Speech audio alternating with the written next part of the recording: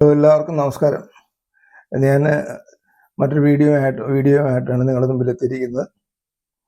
പിന്നെ നമ്മുടെ സമൂഹത്തിൽ ഒരു 35-40 വയസ്സിന് മുകളിലോട്ടുള്ള നല്ല ശതമാനം ആൾക്കാർക്കും ഉണ്ടാകുന്ന ഒരു രോഗമാണ് യൂറിക് ആസിഡ് എന്ന് പറയുന്നത്. യൂറിക് ആസിഡ് അതിൻ്റെ ലക്ഷണങ്ങളെന്ന് പറയുന്നത് ഈ സന്ധികളിൽ വേദന ഉണ്ടാകുക എന്നുള്ളതാണ്. അത് കാലിൻ്റെ കുഴയ്ക്കുണ്ടാകാം, മുട്ടിനുണ്ടാകാം, അരക്കൂടിനുണ്ടാകാം, അതേപോലെ തന്നെ കൈയുടെ ഉരം, മുട്ട് ഇങ്ങനെയുള്ള ഭാഗങ്ങളിലൊക്കെ ഇതിൻ്റെ വേദന അതിശക്തമായിട്ടുണ്ടാകാം. അപ്പോൾ അതിനേറ്റവും പ്രധാനപ്പെട്ട ഒരു ഒറ്റമൂലിയുണ്ട്. ആ ഒറ്റമൂലി കഴിച്ചാൽ നിങ്ങൾക്ക് 100% പ്രയോജനം ലഭിക്കുന്നതാണ്. ആ ഒറ്റമൂലി എന്താണെന്ന് നിങ്ങളെ മുമ്പിൽ ഞാൻ ഇന്ന് കാണിക്കുകയാണ്.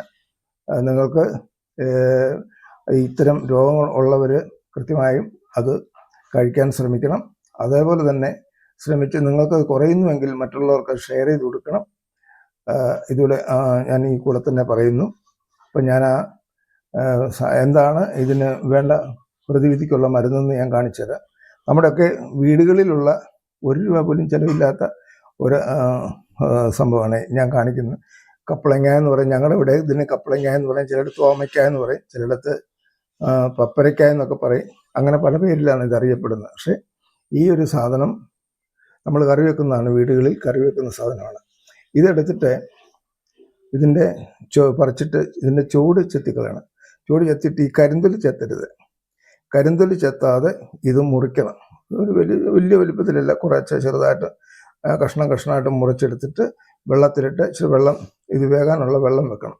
വെന്ത് എന്ന് തോന്നുമ്പോൾ അതിൻ്റെ ചൊന മുഴുവൻ അതിനകത്ത് ഇറങ്ങും, അതിൻ്റെ സത്ത് മുഴുവൻ അതിനകത്ത് വെള്ളത്തിലിറങ്ങും. ഇറങ്ങിക്കഴിയുമ്പോൾ അത് കുറച്ചെടുത്ത് ഊറ്റി നമുക്കൊരു ഗ്ലാസ്സോ 1.5 ഗ്ലാസ്സോ ഒക്കെ കുടിക്കാം. ഒരു നേരം കുടിക്കുക. അങ്ങനെ ദിവസം 3 നേരം കുടിക്കുക. അത് 1-2 ദിവസം കുടിച്ചു കഴിയുമ്പോൾ നിങ്ങളുടെ ഈ യൂറിക് ആസിഡ് എന്ന് പറയുന്ന ആ അസുഖത്തിന് നല്ല കുറവ് കിട്ടും. അപ്പം അങ്ങനെ കിട്ടുമെന്നുള്ള അനുഭവങ്ങൾ സാക്ഷ്യപ്പെടുത്തുന്നൊരു കാര്യമാണ്. അതുകൊണ്ട് തന്നെ നിങ്ങളത് ഉപയോഗിക്കാൻ ശ്രമിക്കണം.